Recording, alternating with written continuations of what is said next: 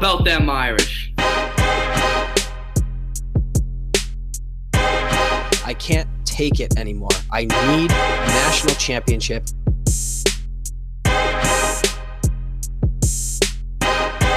This is the Four Horsemen Podcast.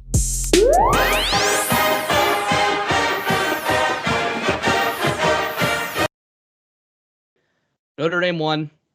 There's more interesting stuff to talk about today, so let's get right into it. I'm going to pass you over to Steve for a word from our sponsor. Are you a football coach in the state of Texas that just had arguably the worst and most embarrassing loss in franchise history, in program history? If so, you might be on the hot seat and looking for a job soon. And if you are looking for a job, check out Dwindle.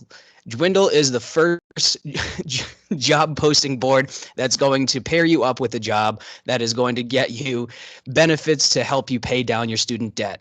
They'll give you a free resume critique once you sign up, and then they'll connect you with jobs that either help pay down your student loans, or if you are looking for tuition assistance, if you're not currently enrolled in college or have loans yet and are looking to upgrade your game, they can help you with jobs that can help you with tuition. So check them out at dwindlestudentdebt.com. That's DWINDLE studentdebt.com. Tell them the Four Horsemen sent you. There's nobody in the podcast game better than coming up with a new and funny way to do the ad than Steve. It's the same ad over and over again. You just add a flair to it that amazes me. But none of that matters because we got a way more important thing to get to. A longtime friend of the show is with us today, Rob Martin of Lean Tossup. Brief introduction. Lean Tossup started off as an elections forecasting model and website. What does that have to do with sports, you may ask? Good point. Rob here has created a model that is so good, it can't be contained by politics anymore. He's broken into the sports market, first with the NFL model on predicting games, and then most recently with the college football model. So I'm going to pass it over to Rob to just so elaborate who he is. Finally, another Canadian on the show, and exactly what this model is. And then we're going to get into that. We're going to get into Notre Dame's football game with Virginia. We're going to talk college football at large, the playoff, certain teams in particular. And then we're going to wrap it up, of course, with next week's game against Georgia Tech. So, Rob, welcome to the show. It's really great to have you. Thanks, Dylan. Nice to be here on your podcast, and for the first time ever, actually, I think on a podcast talking about non-politics. So it's really cool to be talking about sports. So yeah, as Dylan was saying, yeah, I mean, I've mostly been doing politics modeling, and recently I've been getting into football modeling, and eventually maybe other sports. I mean, I've always loved football. It's probably my favorite sport, and I thought I could kind of build something cool and new into a model for football, and I think I have. The NFL model has been doing really well, and the NCAA model, it's not. There's still a couple bugs to work out, but for some of the top games, yeah, it's for the top tier games, the top tier teams, yeah, it's doing pretty well. So, yeah, the theory behind it. Again, if you guys want to check out the article, the methodology article, it's on www.leantossup.ca. You can find our articles there. It basically, the theory behind it is, instead of treating like power ranking teams and having like this team's better than this, usually what they do is some sort of ELO model. The idea is that we did was something we could. The idea was that we could basically build them similar to Pokemon battling each other, right? So sometimes you have some Pokemon that are stronger than others, but in different type matching, right? So obviously you like fire Pokemon and water Pokemon. Well, if you report that to football, basically it's like, sometimes if you have a team that's really good at rushing the ball and a team that's really kind of bad at rushing defense, then the team that's really, really good at rushing the ball is always going to crush the team that's bad at rush defense. It's kind of the same way as a water Pokemon will always beat a fire Pokemon. And it's really cool, and it's been doing really well. It's been finding a lot of marketing efficiencies, and yeah, I think go ahead and read up the thing. There's a lot of cool stats on there on the website. But yeah, it's I'm excited to kind of bring this out into the world. So yeah. Well, before Steve, I jump in, I just want to say, we want to pepper you with some questions because we were thinking the audience probably isn't super aware because we're barely aware, but this is some really cool, really cutting edge stuff that's statistics related, but in a different vein, right? It's you use it more for looking at modeling games in terms of the betting market and how the lines are set, and like you said, looking for inefficiencies. So, Steve, I think you got a question. I'll let you go first, and we'll just keep going like that. Yeah, definitely. What data do you amalgamate that comes into these models? Like what goes in so that way you can essentially spit out some sort of prediction? Because that's, from my root understanding from my reptilian brain, is basically putting in data, assigning a certain probably weight to that data, and then, you probably spit out some sort of score. So if there's any sort of methodology that you can keep it simple enough for a Neanderthal like me to understand, I think everyone will appreciate. Yeah, so what's basically it's mostly based off of PFF stats, right? I mean, we talk about PFF grades, right, for teams and stuff. What we do is I basically take all the stats for each team. Works a little better for the NFL model, the NCAA model. You have to adjust it, right? Obviously, this last weekend, Alabama destroyed New Mexico State 50-something to 3. So obviously, you can't translate those stats into if they're playing Georgia in a couple weeks in the SEC championship game. You can't use those exact stats. You have to adjust them kind of down. But basically what you do is you take those stats and then you basically create attributes for each team, basically similar to the way you would create a Pokemon if you're simulating that way. And what it does is I've basically analyzed play-by-play data. I did this initially for the NFL going into 2019. So basically I analyzed play-by-play data. I figured out what the average team would call in certain situations. So for example, 1st and 10, if they're up by a score or down by a score, what play are they running? Okay, run play. Okay, well then we know that the team who has the ball is going to run. And then at that point, then the other team, they're going to be defending it. So we then randomly simulate what happens. Okay, they gained 5 yards. Cool. Next play, 2nd and 5. If they're up a score, down a score, like what's the score? How are they going to do that again? And what we do is we just simulate each game 1,000 times, and then we just get the end result. So based on our football AI, and what we're able to do is we're able to adjust what each team does based on the plays they play, the plays they call through the year. So for example, if a team is a much more run-oriented team, so for example, you guys are playing Georgia Tech this week. Georgia Tech, obviously, triple option team, right? So they're going to be running the ball a lot more. So for example, say it's a 3rd and 1. If some other teams might throw the ball in 3rd and 1 situation, Georgia Tech, much more run-oriented, they're running the ball, right? We know they're going to run the ball. So the model is like, okay, it vastly increases the chances of them running the ball in that situation. So it's not so much just like, here's some numbers, we spit out a score, we simulate each game 1,000 times, then we extract data from that. We're like building lines based off of that. I want to start building in cover probabilities and some more stats like that. But yeah, it's really cool is what we can kind of do when we simulate a game 1,000 times. Awesome. And I believe he's waiting for the red carpet here. Yeah. P-Wagon's got his hand raise function, but instead of just jumping in, he needs somebody to introduce him. So, ladies and gentlemen, we are also joined by P-Wagon, and he, being the anti-stats person on the show, I'm sure has a lot of questions for Rob. So, P, jump in. I get that. I coached high school football. Rob, I think your model makes a lot of sense to me. But where do you account for once-in-a-lifetime generational talents? Dylan knows where I'm going with this. Do you take into account how special teams can change a game? Because Jay Bramblett is worth 4 or 5 points a game. The San Diego State punter legitimately was worth 5 points in their game. So does your model take into account special teams being, in fact, special? Yeah, actually. So, for example, if it gets to 4th down, right, obviously the model figures out the probability of a team going for it on 4th down based off of the score and how far to go to the down marker. At that point, then it's like, okay, we're going to call a punt. So then you bring out the punt, you bring out the punter stats. Again, PFF tracks all those stats. Random distribution of punt length based on the average depth of punt. And then on the return length, you look at the return team, and then it tracks the return length on that. So there you go. It's got an answer for everything. So basically, flipping the field does have value. I'm sold. You have me for that. I am a follower. Now I have a really quick question to follow up on that, and shout out Jay Bramblett and the entire Bramblett family. Now, I know that you mentioned a lot of this is PFF based.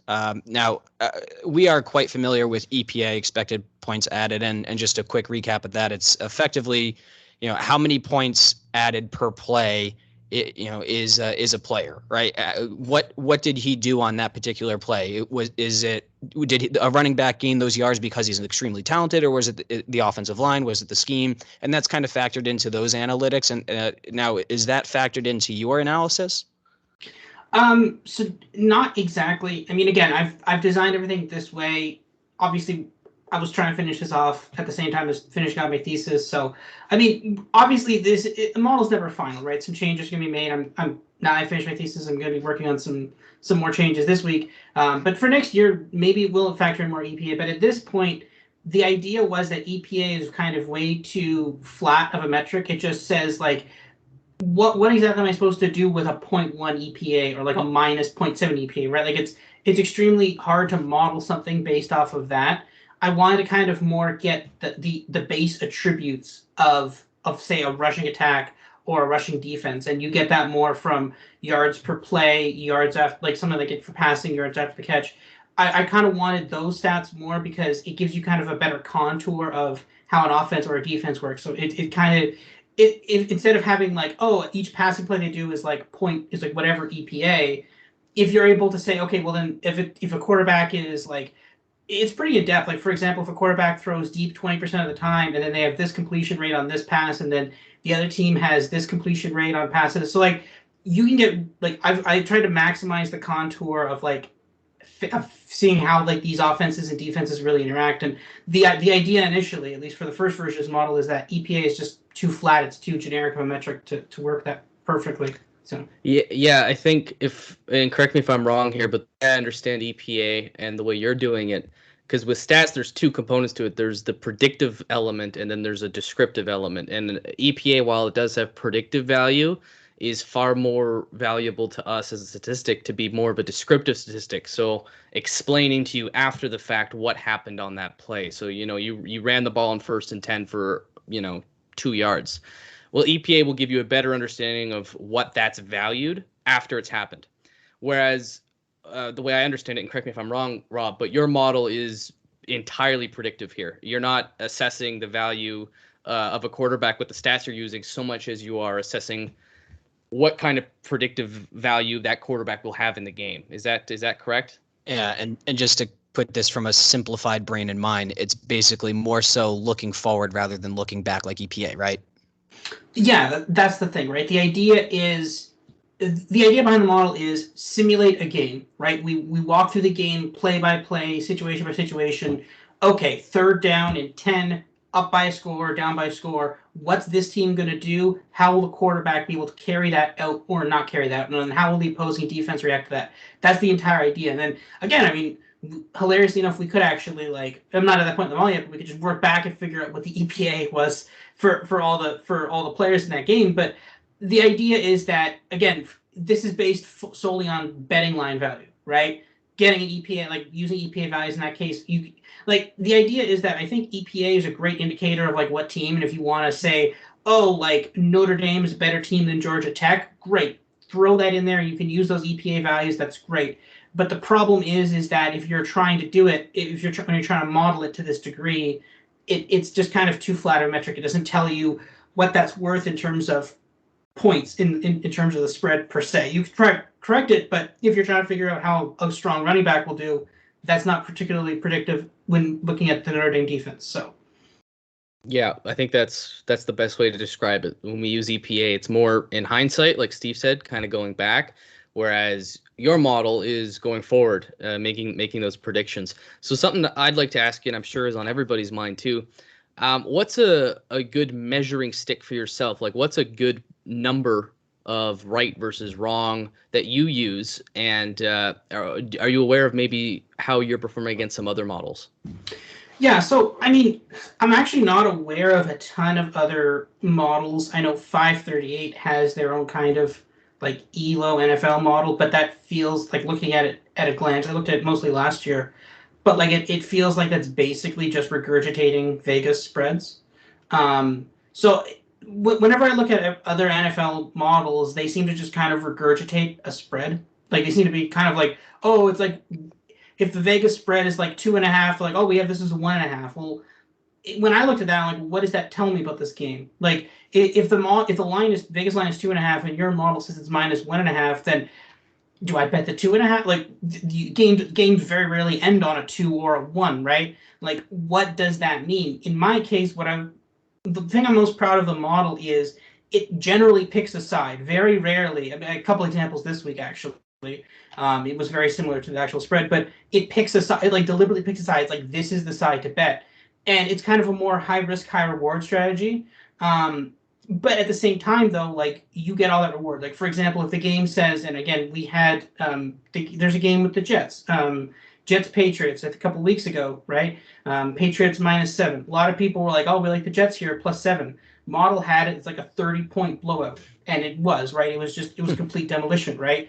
When the model says this is a blowout, it's generally a blowout. That's generally how it goes, and I really like the model for that. Like so many times I've been able to bet a game. Like it's like, okay, here's a massive spread. I'm just like, no, take it because it's right, right? Like when the Rams played the Texans, stuff like that this weekend, right? Oregon State played Stanford. It was 12.5 spread. I think the model had that. Was definitely I definitely like that one. I bet that one and it cleared pretty easily, right?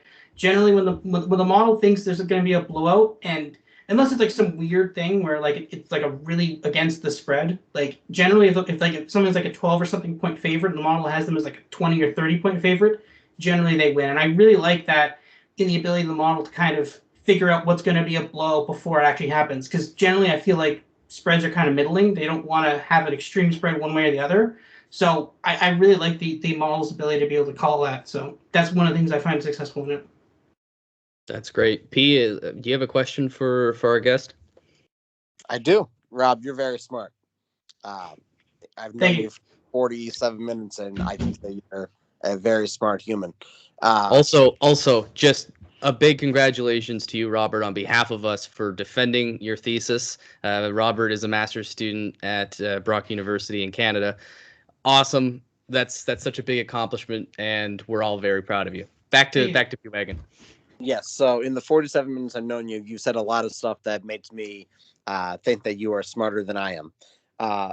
There's these people on Reddit, mostly in the sports book, or whatever it's called over there, and they come up with these models that don't seem like they have any semblance of what you just spoke about. How can you tell what a good model is versus what a completely crazy person living in his basement model is? Yeah, so I mean, it kind of is the same thing. It's kind of the same thing as election modeling as well. Like, one of the things about the election model is that it's able to find value that other people aren't able to find. For example, like most recently in terms of Canada and the UK, it's able to find, again, not getting into much politics, but able to find areas that are trending from one party to another very well. In football, I think a lot of these, when you're looking at like kind of the higher, like when you're looking at the sports books and a lot of people like the sharp players and stuff, I think they're trying to find, like they're really insanely looking to try to find value on a key number here or a certain spread here. They're kind of obsessed with this value that they're not kind of going back to basics and trying to figure out, okay, well, this team has this inherent advantage over this team, but yet they're getting points, right? Like it's stuff like this. And I think if you're able to build a model that's able to exploit and kind of differentiate between these differences and maximize those differences, I think that's a really successful model. If you like, honestly, if I built this model and it was like, okay, the sports book says this is a 7-point game and I've got this as a 6.5 game, I think that would be a failure for me. Because I mean, obviously, there's sometimes, obviously, I'm not gonna. Sometimes the model has exactly what it was. So, for example, this weekend with Tampa Bay and Washington, the model actually had that line basically exactly where it was. So, okay, I'm not gonna throw the entire model because of that, but there's a lot of other ones that were different, right? If every single game I was like almost exactly the same as the sports books, I view that as a failure because we're trying to find an edge on the sports books, right? And that's the whole point of building a model is to build something better, right? Sports books are, I mean, people are against the spread are like generally sub 500, or maybe a good player is about 500 or so. If you beat the spread 55, 60%, even more than 60% in some cases, then you've got a good model. Especially and the way to do that is you have to kind of throw out the way everything's been working so far in terms of like spreads and ELOs and basically power rankings and all that stuff. And you just got to get to fundamentals and try to figure out who has an inherent advantage over who and why. And then I think that's the key point in building a model and what makes it successful or not. Now, you brought up percentages there of a good model. Do you know what your model's hitting at, either the NFL one or the college one? I haven't completely done it yet. I know we've had, I think, 4 weeks of public NFL stuff. First week was really good. Second week was 500. Third week was really good. This last week had some problems, but there's issues at times that, like, for example, it's really bad when you throw in a new quarterback because of the stats. So, for example, Carolina this weekend started Philip Walker. The only stats I had on were preseason. He vastly overperformed where I thought he would. Colt McCoy, again, he only had one regular season start, which was amazing. So the model was like, oh, Colt McCoy is this amazing player, right? And then he sucked, right? So the problem is there's still some bugs that are being worked out in terms of some of this stuff. But I mean, overall, like I still like it in a lot of cases. And again, this is still a bit of a process, but like I'm still liking a lot of like. It has some really, really good weeks, and then if the bad weeks are like 500 or so, that's okay, right? You're still massively plus. If you sometimes go like, I think the one weekend it was like 10-1 against the spread. Like if you go 10-1 against the spread, next weekend you go 500, you're good, right? Like that's no one's going to be complaining about that, right? That's the thing. The key is now figuring out why are some games wrong, and I mean there were some games we had some bad calls this weekend, but then also some middling calls, like for example the Tampa Bay one, right? So obviously Washington won. Brady had a horrible game, but if the spread was like the model spread was 10.5, real life spread was 10. Who do you take in that game, right? Are you gonna? I guess technically the model's taking Tampa Bay, but are you really taking Tampa Bay in that game, right? Like there's a lot of games that are kind of weird calls in that case. You can't just necessarily say, oh, the model would have taken Tampa Bay, so it's wrong, because if it's only 10.5, very well could have covered on a 10, right? So a lot of things that we're still working on in terms of that, but I think making some solid progress, and I think this is a really good model. I like what it's done so far.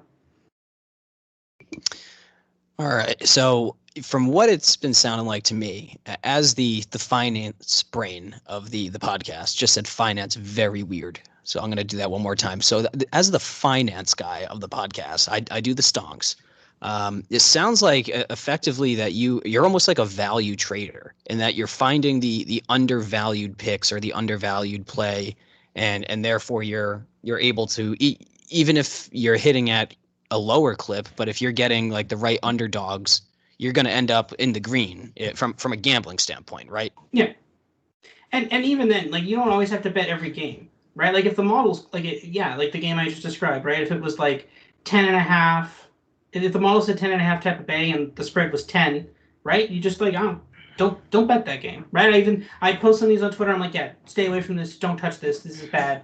Don't mess with it, right? But like sometimes it's like the model had Chargers minus 2.2 in the spread this week, right? The spread was like Minnesota +3. You take Minnesota +3, great, you're winning, right? Again, a lot of times some of those games are like 50-50.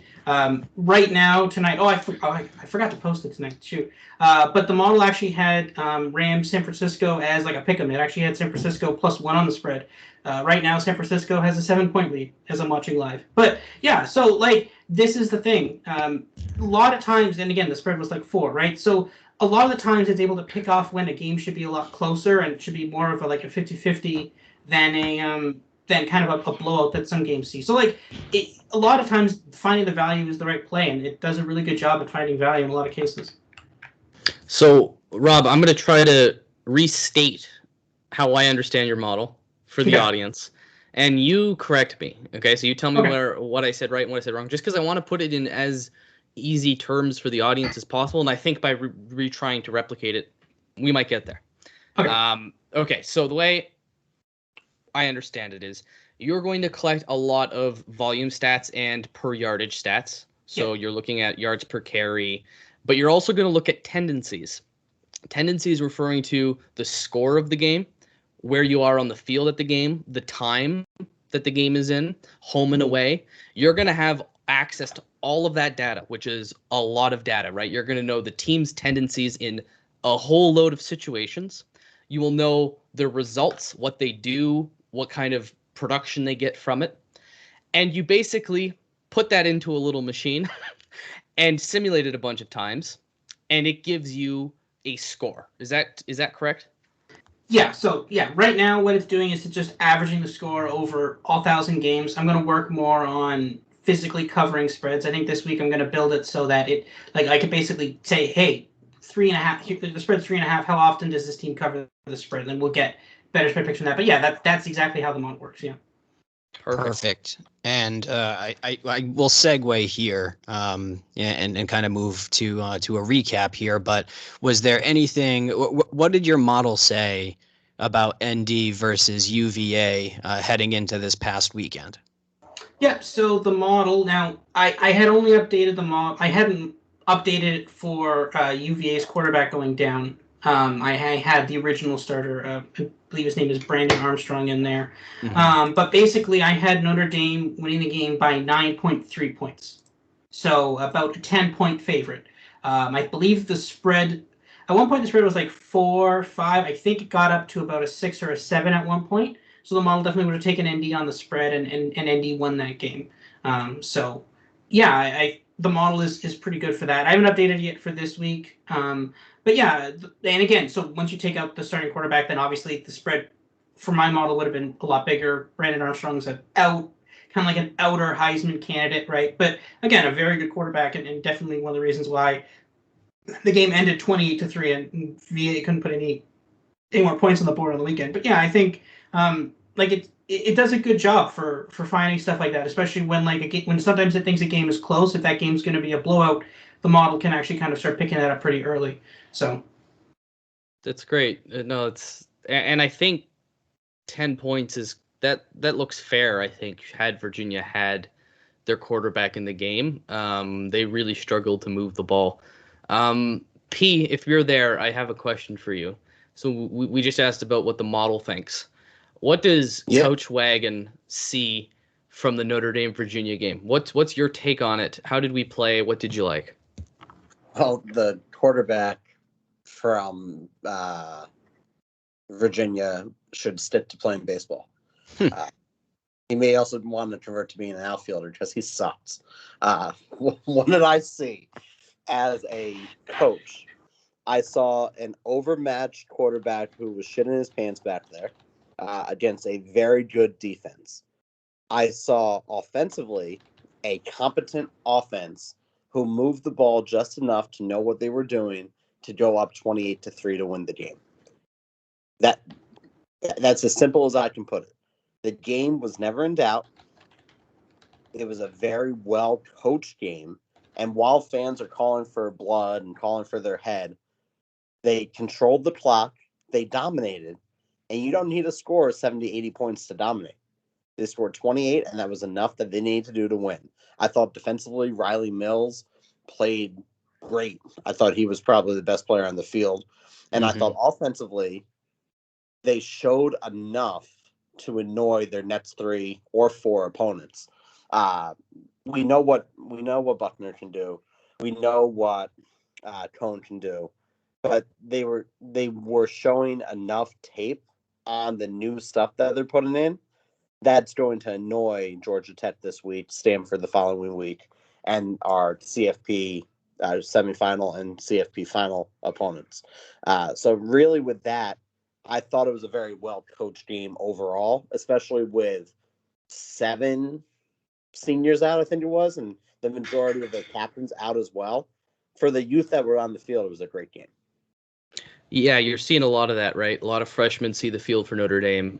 Logan Diggs, Lorenzo Style had another great game. Deion Colsey's out there. Tyler, the future Heisman winner, Buckner. It's an exciting time. But I don't want to get ahead of ourselves with the quarterback discussion because this podcast has been a loyal defender of Jack Coan from the start. And Steve, how did Jack Coan play? He played really well, man. I mean, his QBR, according to ESPN, which is a kind, again, It's their kind statistic. exactly. QBR, Yeah. they invented it.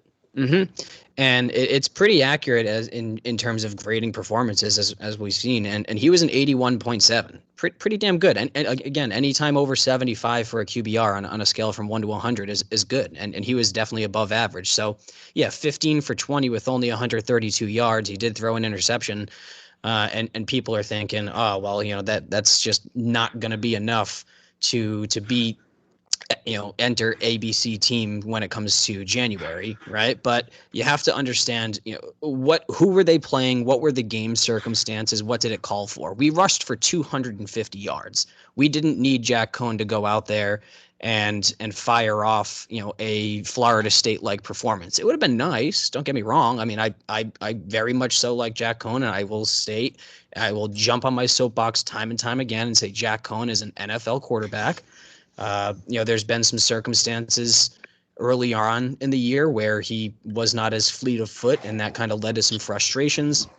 Offensive line played fantastic and really protected him, and hitting at a 75% completion percentage really showed that he sees the field and he knows what to do. So did he have a Heisman performance? No. Did he have an extremely good performance in a game that was never in doubt? I think that's where that's the basic summation of Jack Coan and even Tyler Buchner in this game. Pia, I'm going to switch it over to you, but I do have a question for you once you're done. So away with it. Yeah, just real quick with what Steve said. I am sick and tired of every single fan in our mentions after every game saying how Notre Dame doesn't have the killer instinct and it's the same old Kelly and blah, blah, blah, blah, blah, blah, blah. He is the all-time leader in Notre Dame coaching wins. He's not there to just jerk off on the field. He's there for a reason. It's ridiculous to me. And all 1,500 people in our mentions, oh, he's the same old Kelly. They don't have the killer instinct. It doesn't matter. He has the most wins of all time of any fucking coach. That's so good. When Notre Dame wins the national championship, and we believe they will eventually. Listen. I'm going to have I already kind of have the tweet ready, and it's going to be like in all caps. It'll be like, the king of college football's reclaimed its crown or something along those lines. And it'll be so happy. We'll be the happiest we've ever been in our life. And the mentions will be like, yeah, but we didn't have the killer instinct tonight. We only won the national championship by 3 points. We didn't put Alabama away by 15 in the fourth quarter. Why'd they take the knee at the end of the game? It's ridiculous. Victory formation at the 50-yard line to win the title. How dare they not? Why didn't they kick the field goal? Yeah, I'm a little bit in between there because I did want to see us put up like 42 points and really just bury them, but simultaneously you also have to understand game flow and controlling the clock and everything. So there's a balance. And the other thing, Bronco Mendenhall has notoriously teams that are less than clean. I'm not going to use the D word, but they're not always the nicest out there. Why? Right. Someone said why didn't we run Kyron Williams for 400 yards? Because we need him against Stanford, Georgia Tech, and the 2 CFP opponents. We already lost Kyle Hamilton for the year. Why risk it? R.I.P. Too early. Why risk it? So that's my opinion. So Notre Dame fans do better.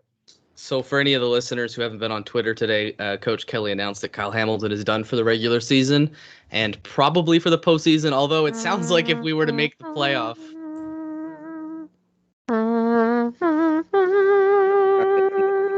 And just a little side note, that was my mouth. That wasn't me playing any audio. Last time I played audio, we almost got booted out of the universe from Apple and everything. James Blunt has it out for us. Yeah. For a minor copyright infringement. Steve, I do want to give my condolences there as captain of the Kyle Hamilton fan club for 3 years now. But but you were there first. I'm on the board. You were the first person I knew who was this kid's gonna win a Heisman, basically. Not that he has, but you get the point. A defensive Heisman. Thor. In our heart.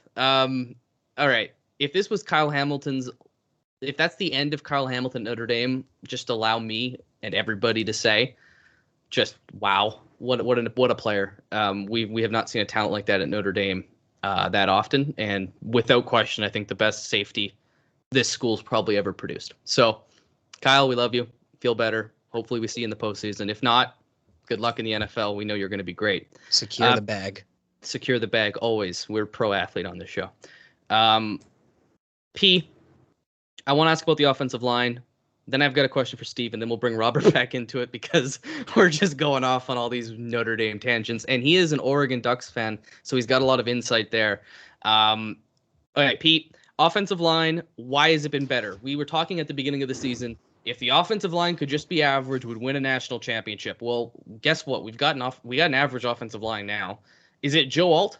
Has a true freshman, like 6'9" giant from Minnesota who's played like no high school football? Is he the reason our offensive line has been saved? What's going on there? Well, a lot of it probably has to do. You work from the inside out. Really starts with the center. Jaret Patterson's been able to kind of flush out the rest of that line. You were against Patterson at the start of the season. I still am. I'm not over. You fumble one snap, you're dead to me. So he has been able to take that senior leadership on, and I think it really showed after North Carolina, NC State, one of the games. UNC. Fight, UNC, there we go.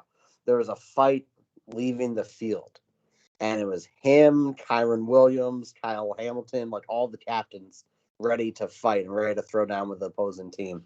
I was UNC because Nick McCloud and I talked about that after.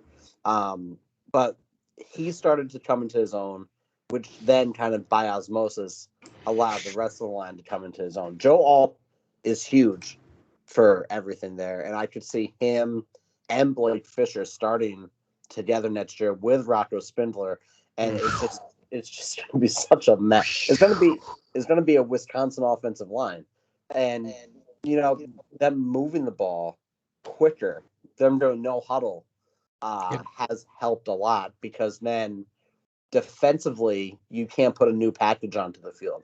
And if you keep that, if you don't sub out and you're running that no huddle offense, it's giving the defense less time to do anything.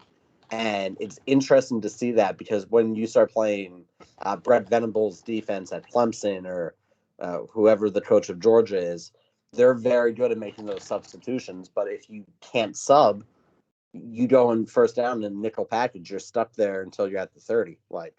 So I think it's a combination of both, but it does start with Jaret Patterson, and Joe Alt has been a huge help, and he's just getting great game experience right now.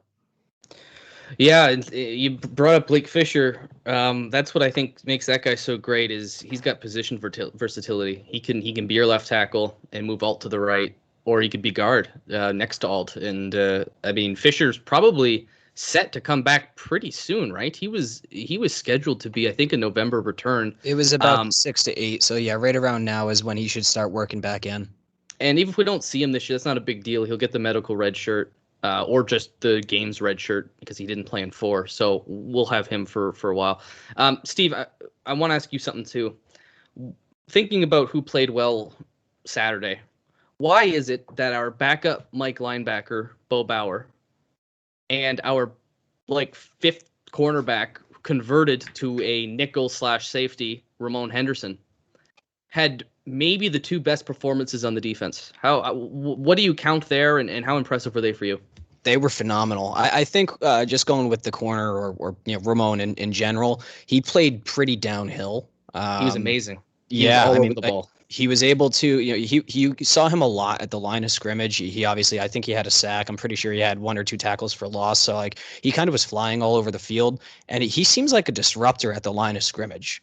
Right, especially if they want to drop him down into a nickel or even just put him into the box, he seems like he has the body. I mean, that's the new Notre Dame prototype at corner or even defensive back is typically like 6'1" to 6'3". They're trying to get away from those 5'10" guys of the past.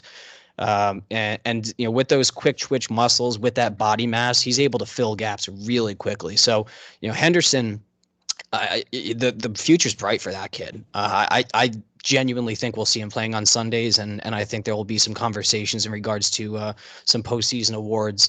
If not next year, then maybe the year after. I think he's a sophomore. So he is. I would like to say, if any Notre Dame player breathes, Steve says on this show the next week, he'll have a future on Sunday. You want to go through the entire 2022 recruiting class? I'll tell you, every single guy is going to be on the field on Sundays. Please don't. Steve knows all these guys' parents' names probably. He is a recruiting fanatic. Oh yeah, love him. No, you will again, propaganda podcast. I will juice every single guy up there.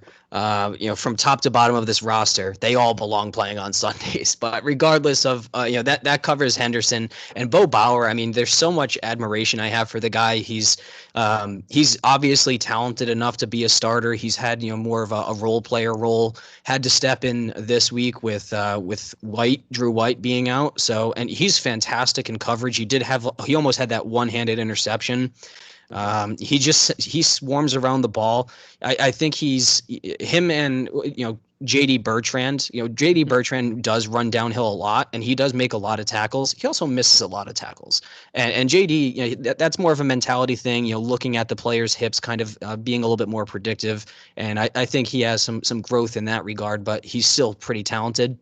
As for Bo, seems like he has more of a bead on the ball carrier, or he's able to really diagnose a play when it's when a passing play, and that's what makes him so great in coverage. So, he's made so many big plays throughout this season. He obviously had the pick six. He's had, I think, a fumble recovery, a pretty key one. So he just seems to always be around. So can't express enough how good those guys are. And even on the back end, you look at the interception. I think DJ Brown, taking over for Kyle, who's going to be the starter going forward.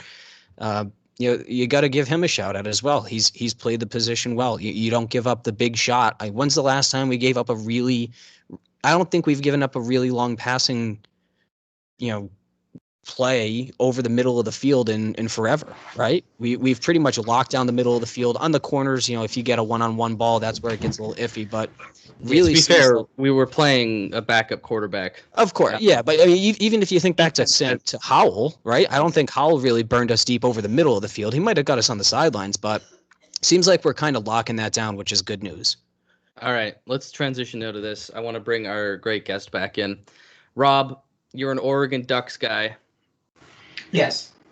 Right now, you're kind of public enemy number one with Notre Dame, not because we hate Oregon, just because Oregon's blocking our path into the football playoff, which we'll get into in a bit. But I want to ask you, speaking of the playoff, Oregon has not been back since the initial year when you, I believe, beat Florida State into submission. I don't think Florida State has been the same since that game. We broke them. Obviously, yeah, because, they've fallen apart completely. In fact, I believe you just scored another touchdown on them. And then, of course, lose to Ohio State in the title game. Oregon's not really been the same since either. Now, when I grew up, Oregon was one of the best teams you could find. That was the Mariota years. From an Oregon fan's perspective, how do you see the program? Is there a big impetus to get back into that playoff? Because the Pac-12 is very vulnerable right now, and you should kind of be running that if USC isn't. Yeah, that's exactly the point, right? I think Oregon is, every year, I think we always talk about, objectivity of the committee, and it's kind of not really true, but we all know that, right? But at the same, there's pretty much only two teams from the Pac-12 that are going to go to the playoffs, right? Either USC or Oregon.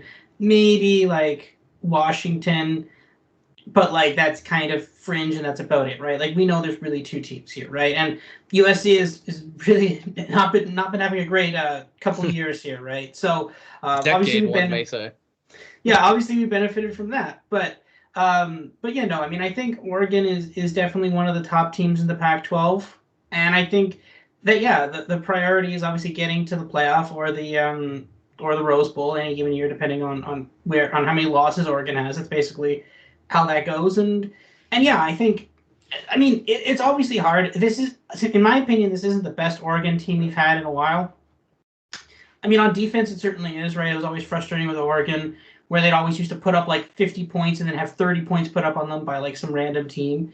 This year, they definitely clamped down on defense. Obviously, Kayvon Thibodeau is obviously huge there. He's definitely going to be drafted in early first round, probably to. I mean, the Eagles have like all the top 10 draft picks. Probably the Eagles just by chance. But I mean, yeah, the defense is good. Anthony Brown is like okay.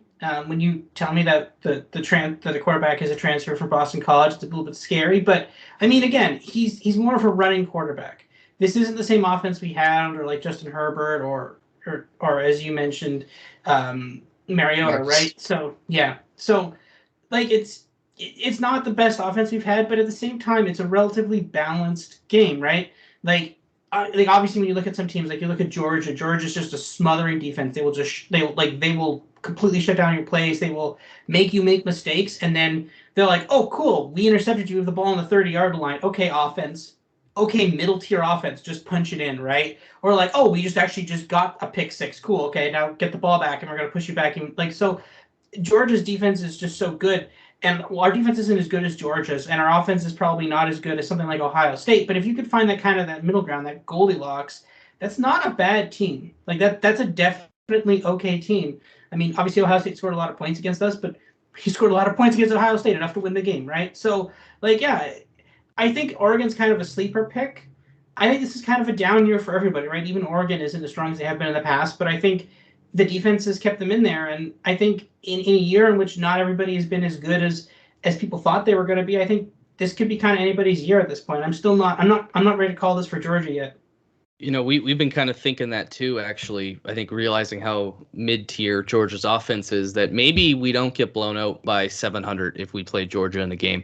I want to ask you two things. One, do you have the capability to theoretically run a simulation between two teams right now, or does that require a little more notice and energy? If you give me a couple minutes, I probably could. Yeah, which teams do you want? Okay, so we'll circle back at the end. So you do it when we're talking to P-Wagon or someone boring. I want to see what Notre Dame and Oregon would be on a neutral field. I think that would be really interesting. I don't suspect you have any bias in your modeling at all. Just knowing you, there's no way. There's no secret Oregon +3 formula. And then what I was going to ask you after that, yes. Can you give us the secrets on how you beat Ohio State at Ohio State? And I'm asking for someone whose team starts the 2022 season at Ohio State, and I'm very interested in learning how to do it. Yeah, so, I mean, the thing of it is, so this year, obviously when Oregon played Ohio State, I had considered betting on Oregon, and they were like 14.5-point dogs. I was going to bet spread money line, but I didn't. And there was something I saw that made me think they could win, but ultimately I realized, I'm like, look, we're such a big dog. If we win this game, I'm just going to be happy anyways, so that's fine for me. I don't need to, like, because if we lose, then it's going to be even worse, right? Because it's like, we got, like, blown out, right? So I decided that the win would just be good enough. But the thing of it was, I actually had hope. I actually kind of thought Oregon could pull off the upset. Week 1, remember who Ohio State played, right? They played Minnesota. What did Minnesota do against them? That game was surprisingly close, right? Ohio State eventually covered the spread. I think it was like 14-point spread. They eventually covered it. Or maybe they did. It was very close to covering the spread. I can't remember either way. But they're at that time running back, I think it was Ibrahim. He just ran all over them. He was able to rack up so many rushing yards, and they kept the game so close. And now Minnesota's lost all the running backs due to injury at that point. But I knew Oregon has a good rushing attack, right? Anthony Brown's actually kind of more of a rushing quarterback. So I suspected Oregon was going to be able to run the ball and be able to stay in the game because of that. But I didn't bet it anyways. And sure enough, we now saw Oregon win that game, right? So this week, and again, this is a very interesting matchup, not even for you guys next season, but for this week. Who do they play this week? Michigan State. Who's the one player in Michigan State who's under consideration for the Heisman? Kenneth Walker, the running back, right? This game isn't a blowout. My mom's got this as about a 10-point game. That's before last week. So this is not over, right? The spread's about 19.5. I've got spread. I've got money line just a bit because maybe you can see an upset here. But like this is not over. Don't bury Michigan State here, because if Ohio State's having a problem with the running attack, because like that's what they had with Oregon, and I think some other teams have kept it close to them. They've been able to run the ball against them as well. Kenneth Walker could run all over them. Like you could start breaking off like 60, 80-yard touchdowns. This game is not just going to be over really quick. Like Michigan State's going to be able to put up a fight here. And again, you guys talk about your running back, Kyron Williams, if he's back next year. I assume he is. I think he's not out of college yet. But if he's back next year against Ohio State, you might be able to have that. It's not over. So yeah, I'm not. I think the way to beat Ohio State, at least this year, currently is rushing attack. Now, again, this is extremely variable because, again, we don't know who or Ohio State's got coming up. They got a couple of good linebackers from, like, Ohio or something come up next year. You don't know, right? But at the same time, they're really being hurt by a rushing attack this year. So we'll have to see definitely what happens this weekend with Michigan State. And a follow-up really quickly while we're on the topic, is there a way to stop C.J. Stroud? He did struggle against Tulsa of all schools. He also struggled 2 weeks ago against Nebraska, that even though they still pulled it out. But I mean, true freshman, 30 touchdowns, 5 interceptions. He looks like he's averaging like 375 yards a game. I have a comment on that. Yeah. Is CJ Stroud that good? Or does he just have like two of the best receivers, or does he just have the 2 best receivers in college football playing for him? Like that's something also to think about. Like Chris Olave or Olavi or however you say his name. And the other stud they got there. Like Ohio State's got a lethal passing attack. And sure, I mean CJ's part of that, but I wonder if he's actually that good at this age. He's also a 20-year-old freshman. Like he's going to be collecting retirement by the time he leaves Ohio State. What is he, a hockey player? Apparently, like I just Googled him because I don't spend too much time thinking about Ohio State. Yeah, he was born October 3rd, 2001. And if my math is correct, he turned 20 in the middle of the season this year. I want to throw up knowing that someone born in 2001 is 20 years old. Jesus, I'm so fucking old, dude. Yeah, me too. Okay, can we agree that Ohio State may have the worst fans in college football? No. Really? Have you seen our SEC. mentions? Have you not seen the Ohio State fans who saved our tweets from the summer about recruiting in our mentions? I don't know. You two are the rascals that always get us into hot water. So listen. Yeah. We are not the same. I pissed off 4 LSU fans. P-Wagon set a fire on the state of Alabama. We had different wars. He nearly got us canceled. At one point, Notre Dame Reddit hated us for whatever reason. We had a Reddit thread with 1 million impressions. So I just do. There's no such thing as bad publicity, baby. Except for our star rating. So subscribe, rate us 5 stars, everyone who's still listening.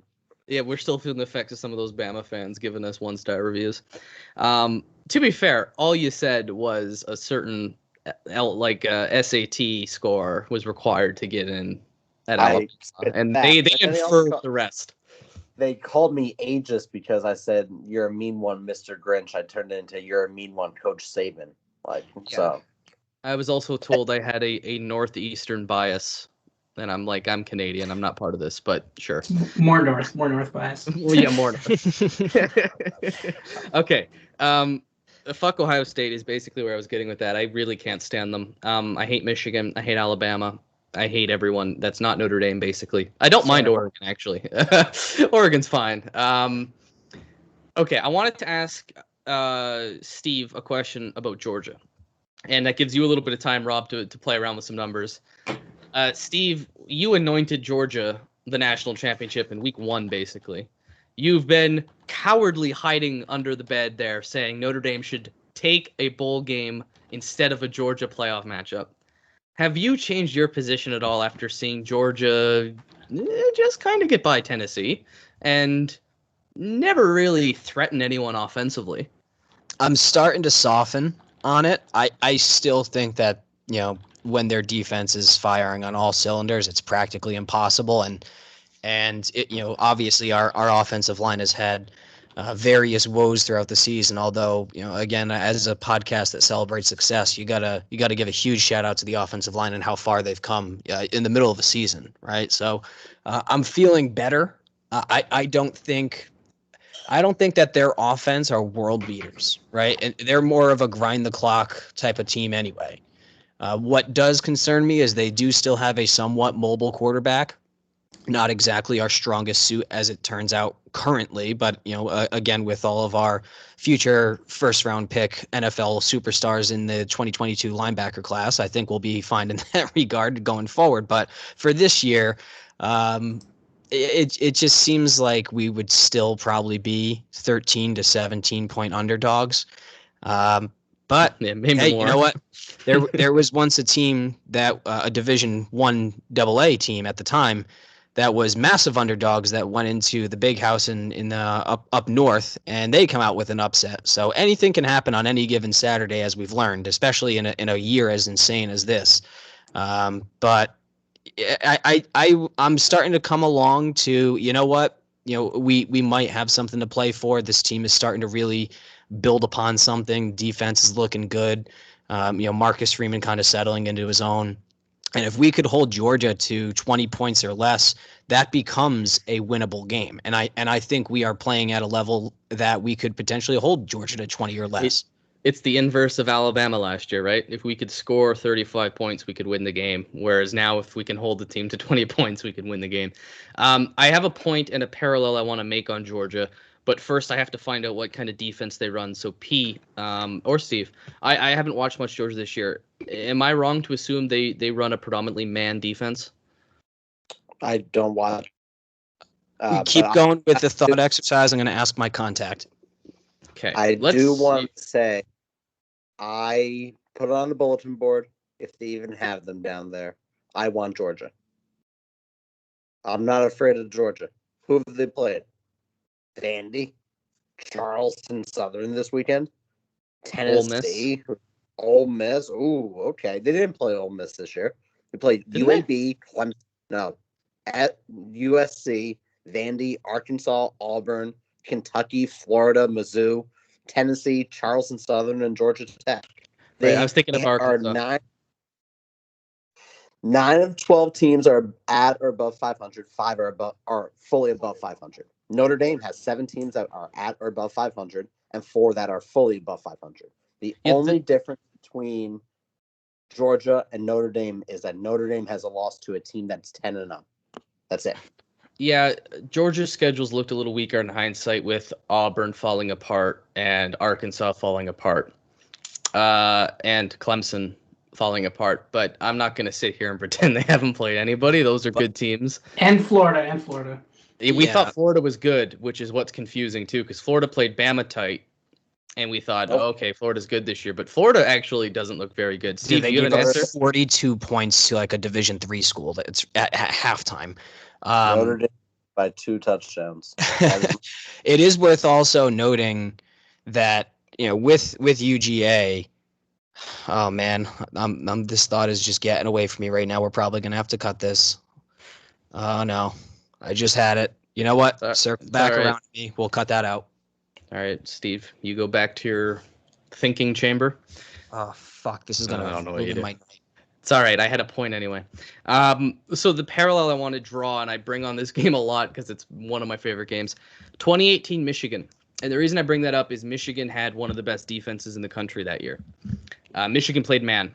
That's why I asked if Georgia played man. The reason I want to bring that parallel is because, as you will recall, Notre Dame beat Michigan that year. And how did they do it? Well, there was 2 factors. One, Brandon Wimbush was a dual threat quarterback and mobile. Michigan could not take him down. He kept extending plays. 2, we attacked them deep. They didn't play with safety coverage, so we threw it at their corners. And as you recall, that worked out a lot. How to beat Georgia if they play man, or assuming they're playing not necessarily man, but an aggressive defense. If you are a box stacking defense, like I think of the SEC, that could be the way to win. Now, the problem Notre Dame has is you have one of those 2 elements, but not both, right? Jack Cohn will throw the ball deep on you, and we will expose you if he wants to. If that's part of the game plan, Jack Cohn can do it. We know how good his arm is. Problem is, Jack Cohn's not very mobile, and he's going to be basically meat for that Georgia D-line to get at. Maybe enter Tyler Buchner, who knows? But there are ways to attack Georgia's defense that I think Notre Dame could utilize. I'm not saying we're going to beat Georgia. I'm just saying I feel a lot better about that game too now because Notre Dame's defense has improved.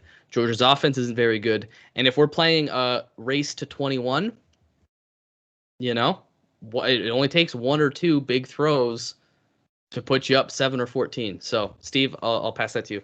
Yeah, and just kind of circling back because my brain finally started working again, comparably, and they're probably not the same base defense or probably not the same exact scheme, apples to apples, but Wisconsin, people don't really understand. Their defense in Wisconsin is unbelievable. Like, they are a top 5 defense, I'm pretty sure, by all available metrics and stats. So if we were able to beat Wisconsin, and we did score 2 defensive touchdowns in that game to close out.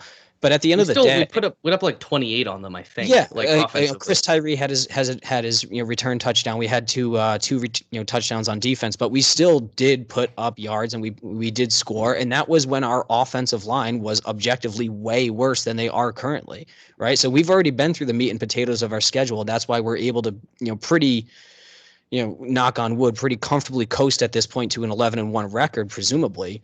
So yeah, if we were able to, at the very least, do something against Wisconsin at, call it our worst, then as we're hitting our stride, that's actually giving me a little bit more confidence as we head into a potential playoff spot and a potential number 4 seed. That's a good point. All right, Rob, I want to get you back in on this. Let's talk the committee. Let's talk playoff. I know you have a lot to say, so just free range. Just start ranting. What pisses you off the most, or what intrigues you the most? Yeah, so I mean, obviously it's so insane. Everything, just pretty much everything about the committee and how they rank things. I mean, obviously at some point it's my intention to be able to have the model be able to, at least for college, probably essentially the NFL. But NFL would be simulate entire season, who's going to make the playoffs, Super Bowl odds, stuff like that. For college football, I'd love to have my own top 25. That's definitely coming next year. But then also it'd be then shouldn't that just be the committee's top 25? And then that's not true at all because. And the thing is, some people are trying to model. I know some people who are really good modelers too. They're trying to figure out I know 538 has odds to make the playoff and stuff, and that's fair, but you can't model it because you for you to be able to model that, you literally have to just basically throw out all logic and just be here are the actual rules for how the committee selects teams, and then you just build that model basically. You have to say, okay, well, if you're not a Power 5 team, with the exception of Notre Dame, you don't matter. At which point they will find a way to not have you in there unless they literally have to pick you. And then at that point, then it's just okay, well, if it's if you are an undefeated conference champion, you get in. If not, then if you're a 1-loss, and then other conferences have there's these rules that don't actually make sense, but they just exist as rules. And I think some people have realized what those rules are, but I think other people haven't. When I kind of look at the college football playoff, it really helps me to kind of think about what games are on here that haven't been played yet. The rankings are a thing, obviously, and people talk about the rankings and who's better than which team. But for me, where the rankings actually now are, to me, it doesn't matter. For example, right now, Georgia 1, Alabama 2, right? A lot of people are oh, yeah, Bama shouldn't be 2. Well, that, to me, Alabama 2 doesn't actually matter because we know Georgia and Alabama are going to play. I'm not sure if it's actually, officially confirmed at this exact moment, but we know they're going to play. They're very likely to be playing in a couple weeks in the SEC championship game, right? So the thing of it is, so the way I think of it is this, okay, if Alabama wins, then it's probably Alabama 1, Georgia 4. Maybe Georgia drops to 2 or 3. I don't know, but it's them in there. But if Georgia beats Alabama, I don't think Alabama hits 4. I think Alabama goes even lower than 4. I think Alabama's 5 or 6 at that point. At that point, that opens up games, right? Ohio State. Right now, Ohio State is 4. Actually, no, I'm looking at the coaches poll. Sorry. Actually, I'm looking. Whatever. So, say, I think, what's the most recent ranking one? Let me see. I have the. Oh, here's the. No? Okay. Well, I'm trying to find the poll here. But, anyways, it's basically Ohio State has to play Michigan and Michigan State, right? If Ohio State loses to Michigan State, then where Ohio State's now doesn't matter. Ohio State's going to fall, and Michigan State will basically take their place, right? Or against Michigan, right? Michigan's right now AP poll, Michigan's at 7, right? That's not real because they have to still play Ohio State, and they're going to lose against Ohio State. So at that point, then we know they're going to fall, right? So it really helps me to think about what games are remaining. Now, Oregon doesn't actually have any games against people in the top, but they have a bunch of games against people in the bottom. For example, Utah. I don't know where Utah's on here. Apparently, they're 25th. Seems a bit low for them. My model actually has Oregon as the favorite this week, about 6-point favorite. So I've already bet on them.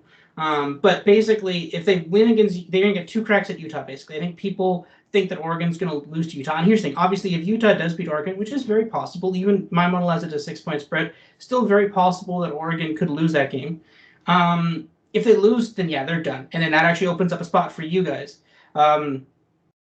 But honestly, like your best shot probably comes from Georgia beating Alabama and then Cincinnati randomly losing to someone else, or people just, or like the committee just being absolutely insane and just putting you guys in over Cincinnati, which honestly could happen. Like it's insane, but it literally could happen. I've lost all faith in the issue is, not to interrupt you too much, but the issue is Notre Dame doesn't play a conference championship game. So I could see Notre Dame jumping Cincinnati without a Cincinnati loss with a conference game, but the fact that we don't have one, I don't think we're jumping Cincy unless Cincy loses, and even then, I wouldn't put us ahead, and I think you agree with that, right? I wouldn't. I agree with you. It should not be, like, if that's the case, if Notre Dame and Cincinnati went out, it should be Cincinnati. That being said, the committee will twist themselves, they contort themselves into some weird thing where, like, oh, Notre Dame's worst loss to Cincinnati, but Cincinnati didn't have any signature wins versus where Notre Dame had signature wins against, like, Virginia. It's like, I'm saying this, you can already start hearing how this could play. Like, you're already starting to hear how these arguments are going to work, right? And it's like, it's insane that we can start making these, like, insane arguments, and we're making them in, like, a rational sounding way. But, like, yeah, I could see them justifying that. I think there's a chance the Big Ten beats itself up. And I don't know why Oklahoma State is so high. That's just insane to me. Like, it's clear to me that, like, they're going to lose to someone. I'm not sure if they're going to lose to Oklahoma or whatever. Like, they lost to Iowa State. Iowa State's not that good. Like, they're way too high. Like, Michigan State could beat Ohio State, at which point then they could lose in the conference championship to Wisconsin at that point. Because I think that is about to say that's the path.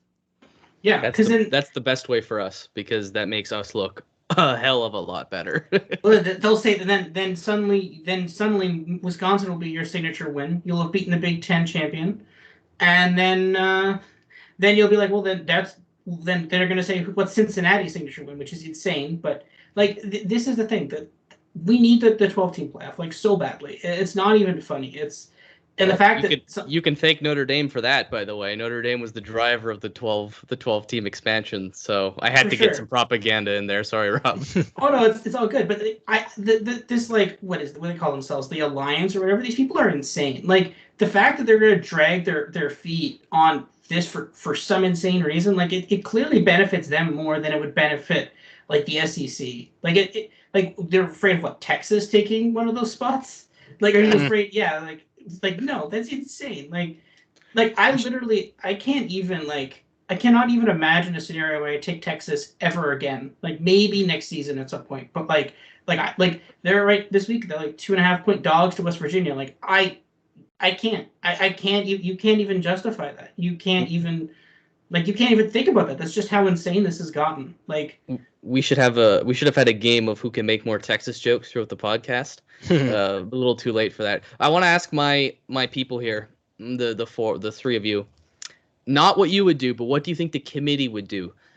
Because after seeing Oklahoma come in so lowly ranked, like they were, I think, like a spot ahead of Notre Dame or two, undefeated. That makes me think that the committee does not like the Big 12.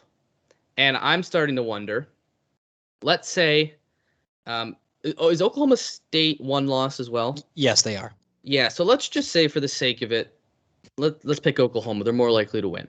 Let's say Oklahoma beats them in Bedlam, and then they beat them again in the title game.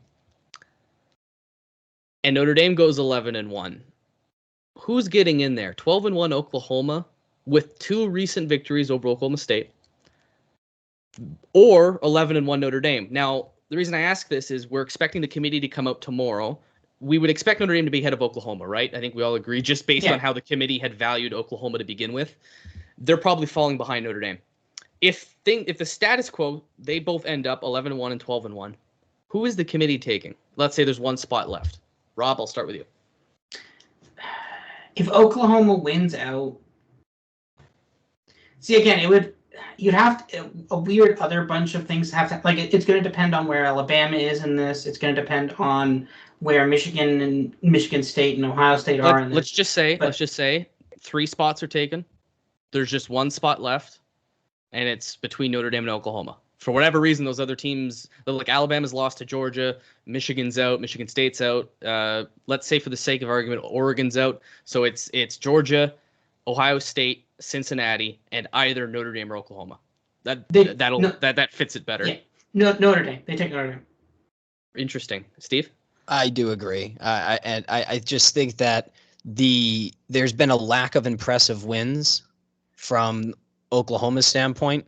You know, Notre Dame, they've had their struggles. Obviously, we can point to Toledo and some other examples, but Notre Dame has systematically gotten stronger over the year, and Oklahoma has just been. They were not very good. They got their other quarterback in there after benching Rattler. He had a couple of good weeks, and then they crashed right back down to earth as soon as they played a remotely decent team in Baylor. So I don't foresee.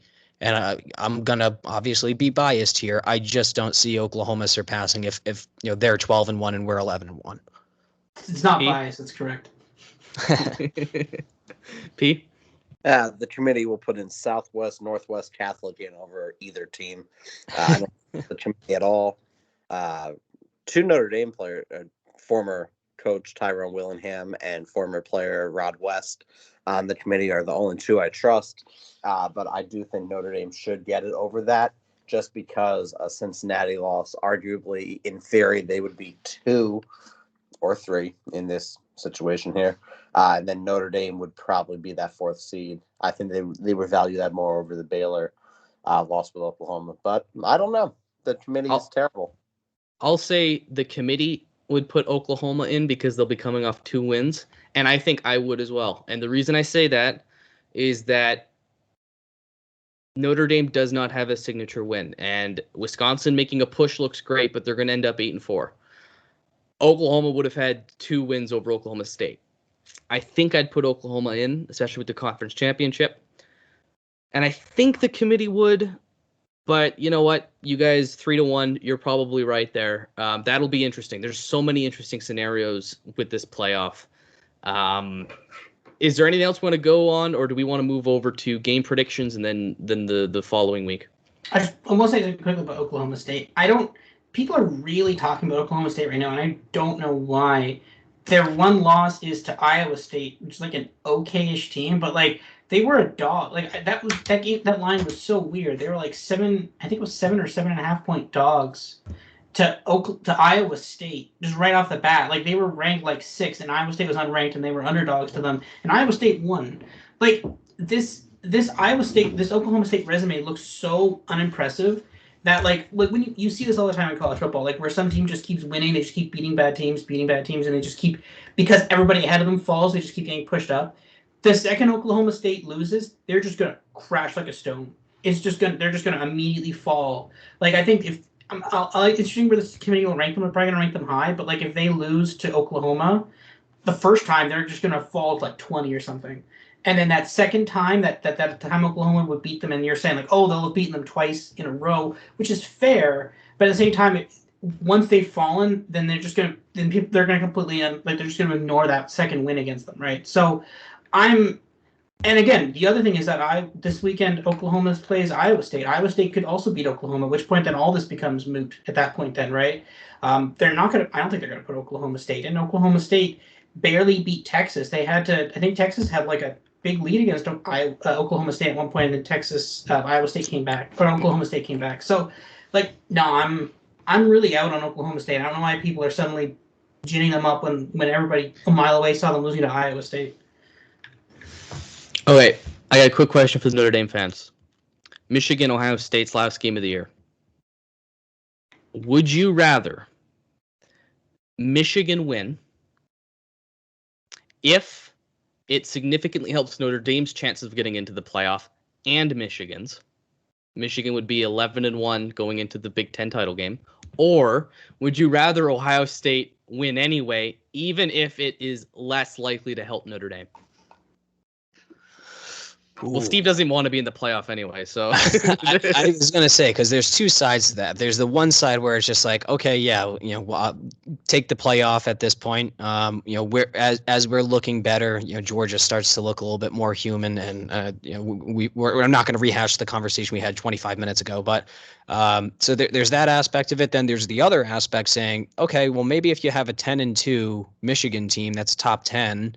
And if you have Notre Dame as the number 5, on the outside looking in, that could put a Notre Dame versus Michigan New Year's Six Bowl, which is not what we want in terms of, I think the consensus at this point has really turned towards the focus on the playoff. But if we have to settle for beating the living piss out of Cade McNamara and that absolutely trash bag program up north in a New Year's Six bowl game to get that monkey off our back, that's a check I'll sign. So that's where I'll stand.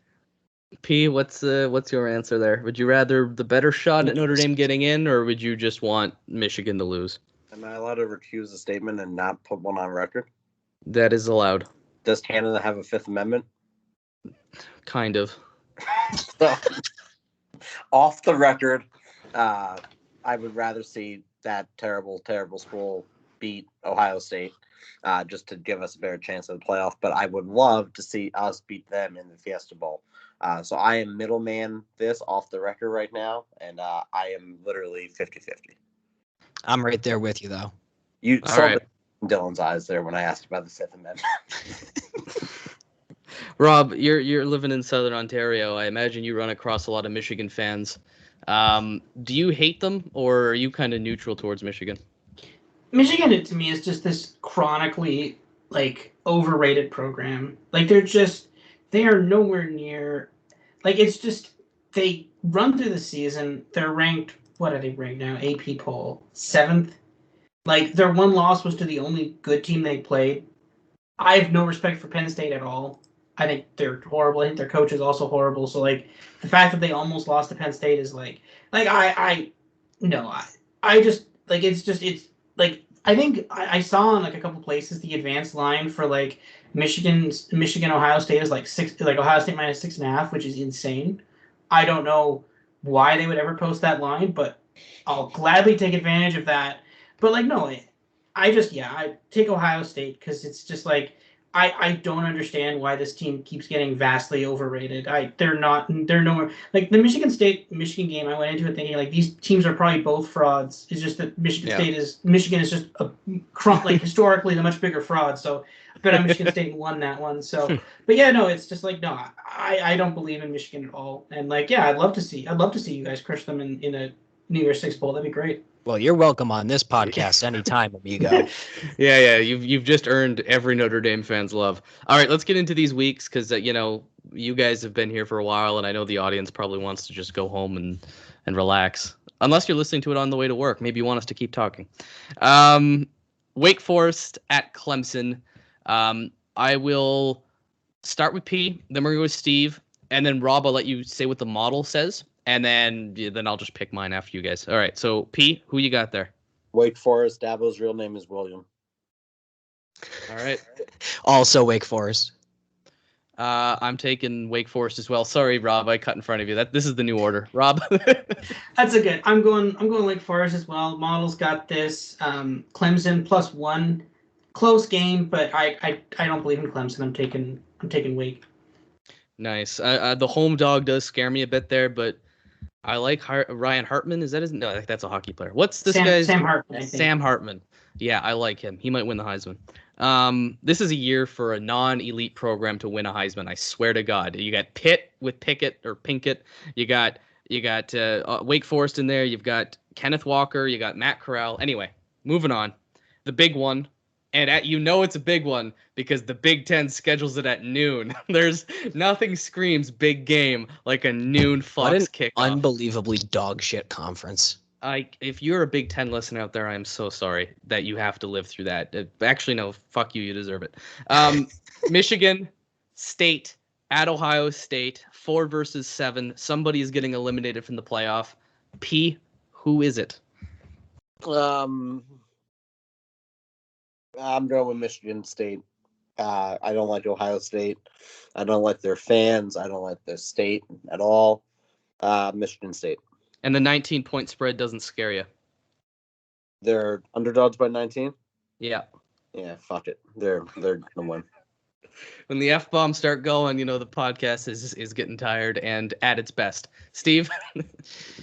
The Ohio State University is going to be eliminated from playoff contention after they drop this one to Spartans. Let's go. Lee Corso over here. You guys are wishing things into existence. I'm taking the Buckeyes, and I'm taking them comfortably. Not to cover, but to win. Yeah, the model's got the same. Model's got Ohio State minus 11.4. This is basically a 10-point game. Take the 19. I suspect this probably gets closer to 21. Ohio State probably wins this, but I think Michigan makes this pretty close. And maybe it's worth. I mean, when you're looking at like a plus 800 on the money line, I think it's worth a shot. Throw something on that.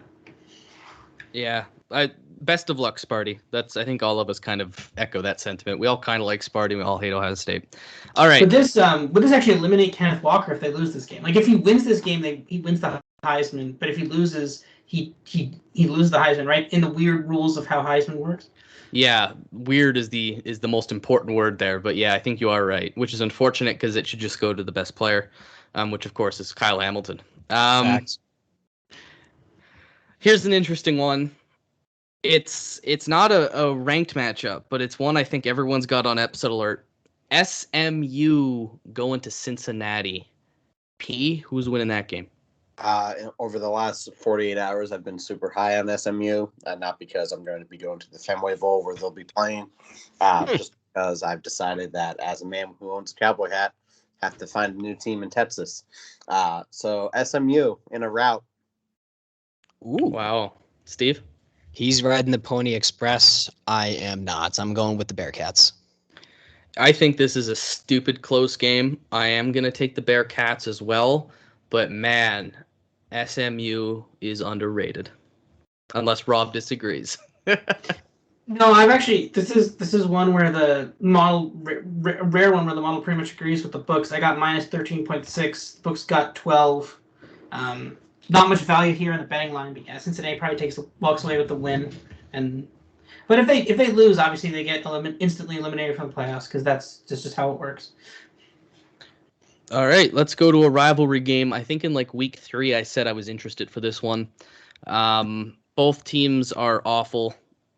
UCLA is going across the street to play USC. I actually don't know where UCLA is, but point is we got that really lame rivalry that USC fans don't really care about as much as us. UCLA, USC, P-Wagon, who you got there? UCLA is a 3.5-point favorite. The University of California, Los Angeles, which also shares a stadium with the University of Southern California in Los Angeles. So I'm going with UCLA. Wait, UCLA plays at the Rose Bowl. I thought they played at the Coliseum. Nope, they play at the Rose Bowl. Well, this game's at the Coliseum. Silly boy. Well, UCLA still will win. I mean, they're literally the same. LA doesn't exist. That's a fair take. Hills and LA both don't exist. Or mountains in LA don't exist. Mountains and LA, not mountains in LA. No, mountains and LA. Mountains are just hills with an ego. People, if you want to tweet at somebody with some weird opinions, it's at pwagon60 on Twitter. He is the guy you want to go to. Steve, who do you like in that game? What hat am I wearing? The Boston Bruin hat. UCLA Bruins. That's the only connection I have to either of these two programs in that dog shit city. Wow, you guys are so hard on LA. I'm a Boston guy. What do you expect? Yeah, that's a fair point. I'm taking the Trojans. I like USC. I like USC at home. I think UCLA are frauds. And I think USC are less frauds. Like they're fraudulent, but they're 4-5. So that kind of makes them not fraudulent. That makes them what they are. In fact, they might be a little bit better than the record suggests. So I'm taking the Trojans. Rob? Models got this as UCLA minus 6.6. So I would take UCLA. I refuse to bet on USC anymore. I bet on them one time against Arizona State. And they kept the game close, but they did some weird, insane thing where on third down and 3rd and 2 or like 3rd and 4, they just refused to throw the ball. They were just like, oh, it's just we're an air raid team. Let's just start running the ball on 3rd and 4. I'm like, what are you doing? Like, this is insane. And then they lost the game like dumbasses. So yeah, no more USC for me. Fair enough. And then last up on the night, we've got the big one. Oregon is going to wherever the Utah Utes play. It is number 3 versus number 24, according to the AP, I believe. Oregon Ducks, Utah Utes. P-Wagon, who are you taking? Utah. Steve? I'm also riding with the Utes. Sorry, Rob. Yeah, sorry, Rob. I'm also taking the Utes in this one. I feel like the reason I'm taking them is not because I don't like Oregon. I feel like Oregon, like Notre Dame, deserve to lose more than once this year and have been testing fate, and I think that's going to catch up to them. The good news is, if you are a Utah fan, even if you lose the game, doesn't matter. You're going to play them in the Pac-12 championship anyway. So that is a very interesting game. Rob, you told us what the model thinks earlier. Are you riding with the Ducks? Yeah, I'm riding with the Ducks. The model's got this as Oregon minus 6.8. Interesting thing I will say about Oregon is that I think if you go back a couple of seasons, I think if you probably bet on Oregon every time they were an underdog, you definitely would be plus money. Like, they were an underdog to UCLA. They beat UCLA. They were underdog to Utah in this game last year in the Pac-12 championship, which they probably shouldn't have actually been in that Pac-12 championship. The only reason they were there was because Washington couldn't go due to COVID, but they beat Utah in that as well. It's hilarious. Like, the way I think of it is, like, Oregon wins the games in which they're underdogs or like a small underdog, but then they lose the game that they'll be like a 20-point favorite in. So ride with that. We're going with the Ducks. I love it. All right, so we're nearing the end here. We got Georgia Tech coming up. I don't even want to preview that game because if Notre Dame doesn't win by a lot, I want to count it as a loss. Georgia Tech is like 3-7. The Rudy game, as we may know it as, of course, the famous Rudy Rudiger sack came against Georgia Tech. I believe it was 76. Does it matter? Like, does Georgia Tech even cross your mind? Because I don't know if you guys know this, listener at home. Georgia Tech and Notre Dame have played a lot. Like, we're almost a rivalry. Like, not a regular rivalry, but like a historic, like we've played each other 30 times kind of rivalry. I don't think about Georgia Tech. I really don't. They matter so little to me. How do you guys feel about them? I feel like I'm being harsh. I've been thinking about this game for 2 months because I'm going. So that's congrats, Pete. Sorry about that. The only reason I care about this game. Notre Dame's 29-6-1 all time against Georgia Tech. Georgia Tech no longer runs a triple option. They run this weird.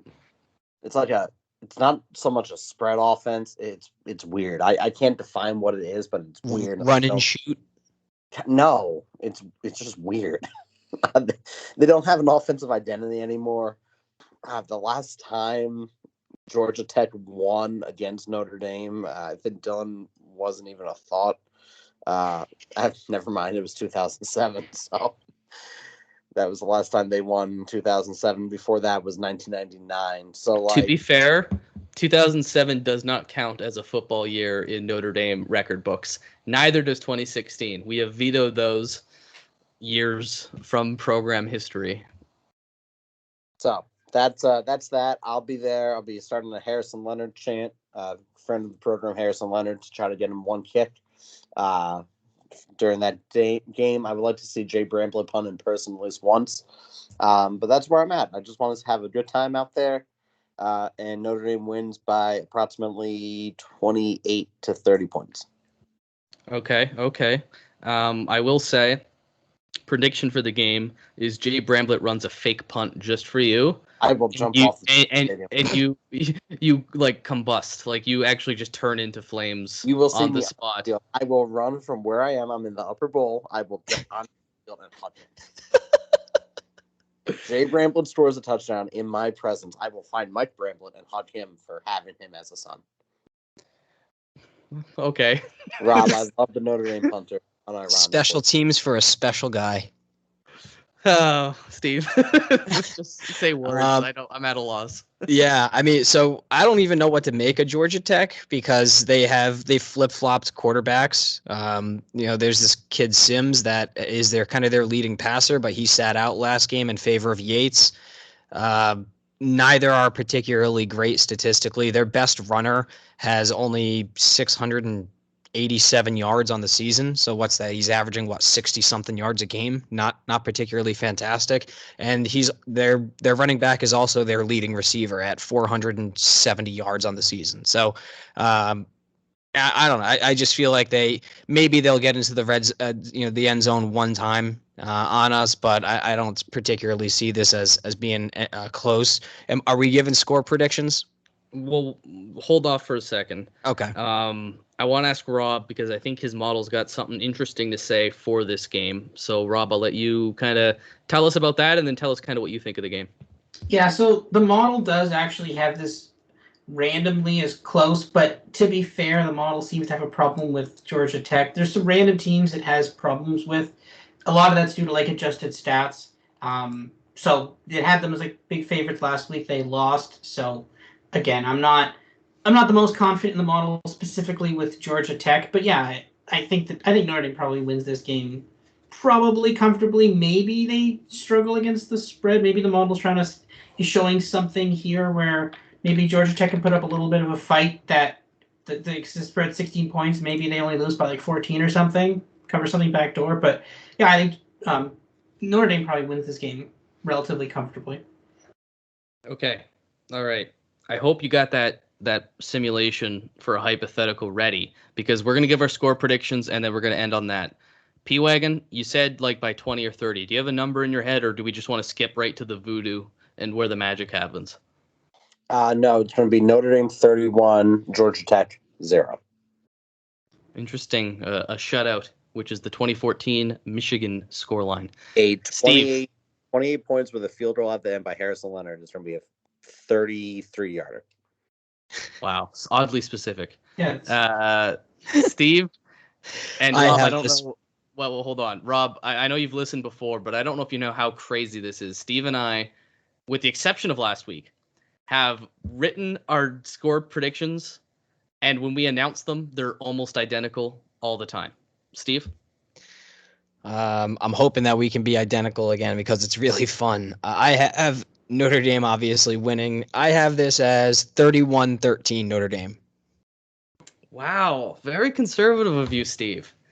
That's because I've been overshooting the target in week after week, so I wanted to scale it back a bit. Fair enough. I think you're right or near right defensively. I'm going to say Notre Dame wins this 45-10, and the only reason we score 45 is because the seniors will be in by the fourth quarter. I was going to go with 38-10, but I scaled back. I think Georgia Tech is not a particularly great defense, and I think this is the last home game at Notre Dame. The crowd's going to be great. It's senior day. It's also going to be snowing, and I don't know if they have snow in Atlanta, so I think Notre Dame's going to put when they do have snow, the entire city shuts down. It's not going to snow. It's going to be 45 at game time. Oh, interesting. It was snowing earlier, but it snowed on Sunday. Well, thank you, our resident meteorologist. All right. The reason Notre Dame Oregon is interesting, not just because Rob's on the show, but also there's a decent chance they could play each other in a bowl game, right? It's a weird year for bowl games. I think the Rose Bowl might actually be one of the bowl games this year, right? It's not a playoff game. No, the Rose Bowl is not a playoff game this year. You know what? There's actually a very slim chance we play each other because you'll end up playing Michigan or Wisconsin or Ohio State or whatever. But theoretically, if we were to play in a bowl game on a neutral site, both of these teams have been a little disappointing this year. Both of these teams are still top 10 teams. How does your model have it? Yeah, so we actually have Oregon as a pretty sizable favorite here, about a 14 or so point favorite. So that seems a little high, but to be fair, it hasn't incorporated the most recent week's data. So obviously Oregon struggled a little bit with Washington State. Notre Dame put away Virginia pretty comfortably. So, but yeah, I think, that would probably, yeah. What do you think the bookmarkers would have that spread at? Probably 6.5. Yeah, I'd say less than a touchdown. I'd say Oregon would be favorite because they beat Ohio State. I think that would be a very good game. I think it'd be a very close game. But yeah, I could see 6.5, maybe all the way down to 3, but I wouldn't say more than 3. I think that's... Yeah, I've got low scoring here too. I got like 40 points. Oh, interesting. All right. Well, I'll take this time to remind everyone you can find us at Horseman Pod on Twitter. And if you can, we would love for you to support the podcast at Anchor FM /Horseman Pod /listener support, whatever it is. It'll be in the link of this podcast episode and on Twitter. In our save tweet. So if you can make some contributions, that helps us keep a good product going. We're busy people, and it gets us great guests like Rob, who definitely didn't come on for free. All jokes aside, thanks Rob for coming on the show. Listener at home, rate, 5-star review, all that stuff. We're thankful to have you. Season's getting to an end, but that's the best part, isn't it? Because that means there's some big things to play for. Any last words before we sign off? Don't all speak at once. Yeah, no. Kyle Hamilton, I love you and I miss you. Get healthy. Be a top 5 pick. Secure the bag. Every player on the roster is going to play in the NFL. We're going to blow them out on Saturday. Thankfully, because I actually have a wedding down in Florida, another fucking wedding, and yeah, right. And we just go Irish. And however the chips fall, we support this team and we run propaganda. So don't forget that. P-Wagon. I've never lost a game I've been to.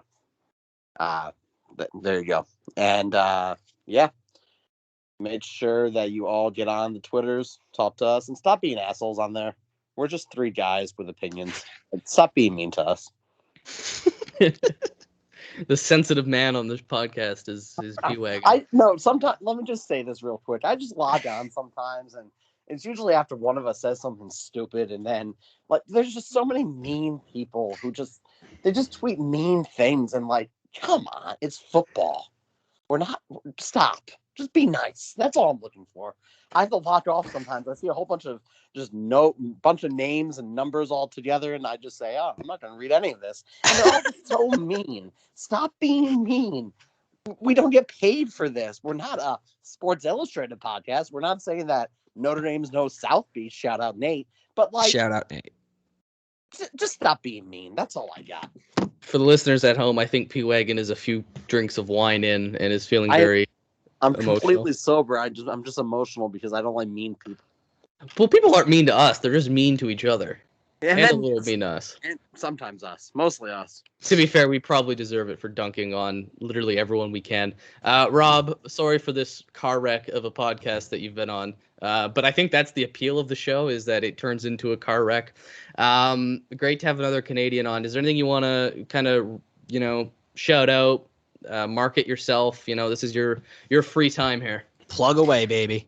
Yeah, well, I mean, I'll plug Lean Toss Up. Obviously, we do election forecasting. I'm not sure how many of your viewers are big election nerds like me, but yeah, I mean, obviously we're doing that. We're expanding into sports, and also we have esports. We're looking to expand a lot more into that. So again, a lot of the times, people who love football and stuff, they kind of stop betting in the football off season, but if you start getting into some esports, a lot of them are actually available during the off season and pretty action packed. So yeah, stick around with us and we'll show you how to bet those as well. So yeah. Twitter handles for your personal and for Lean Toss Up.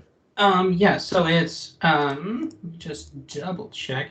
At Robert Martin LT, and then you can check out Lean Toss Up at Lean Toss Up, and then Lean Toss Up Sports. That's where we post all of the model projections at Lean T Sports. So we couldn't get Lean Toss Up Sports. Apparently that already existed. But yeah, so Lean T Sports. That's what we had to settle on there. Perfect. Well, thanks for coming on the show, man. It's great to listen to your model, to listen to your opinion on the playoff. And we wish you luck, I think, the rest of the way. Hopefully not too much luck to keep us out of the playoff, but enough luck that you have joy and you beat whoever you run into in the Rose Bowl, because we hate the other side of the Rose Bowl. That's all of us. That's all of us. I don't know words. Go Irish. Electric close.